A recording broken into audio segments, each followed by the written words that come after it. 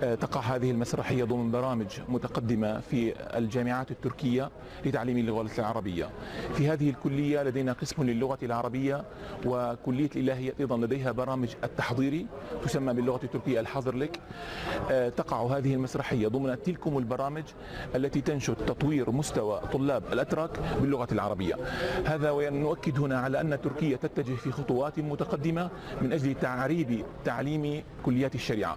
سيكون إن شاء الله تعالى في هذه الجامعة، جامعة كلس المباركة، كما كان في الجامعات الأخرى في ماردين وعنتاب وجامعات كثيرة، أقسام باللغة العربية تدرس الشريعة والعلوم المختلفة إن شاء الله تعالى. هذه المسرحية جهد طيب ومبارك. نسأل الله تعالى أن تكون هذه المسرحية في مدرج جامعة دمشق.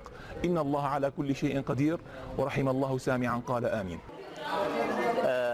التعليم باللغة العربية أصبح مهما جدا في عهد رجب طيب أردوغان الرئيس التركي، كما كان مهما في العهد العثمانيين قديما.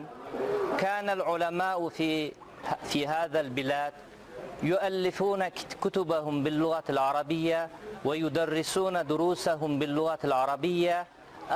أصبحت الآن تركيا ترجع إلى أصولها القديمة، لذلك فتحت كليات في الشريعة وبدأت التدريس باللغة العربية أيضا كما كانت في الماضي.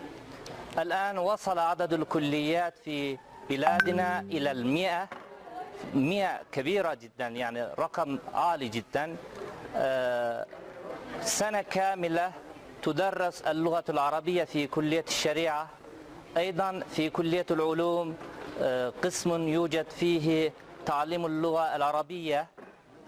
في هذه الجامعة أيضا كلية الشريعة وقسم في اللغة العربية.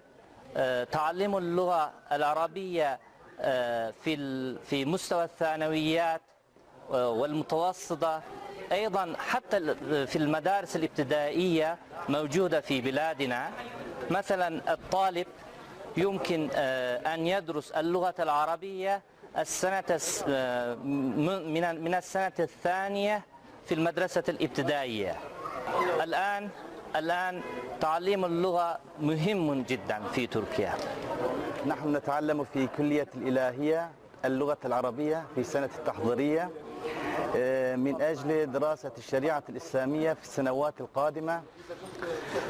هذه المسرحية تساعدنا على مراحة الاستماع،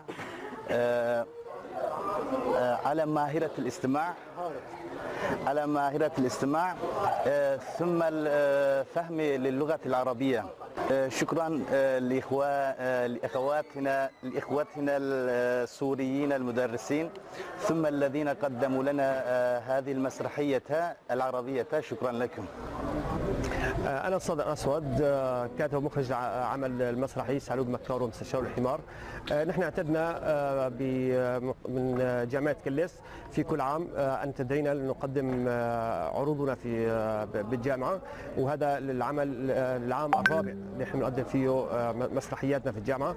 ومشكورين الجامعة بيقدموا لنا كل وسائل ما يخدم نجاح العمل، والدكاترة متعاونين تماما، يعني مثل ما احنا متعاونين مع قضيتنا السورية ومع ثورتنا السورية ومتعاطفين معنا، فهن ايد وحده معنا بالعمل المسرحي وبإنجازه وإنجاحه.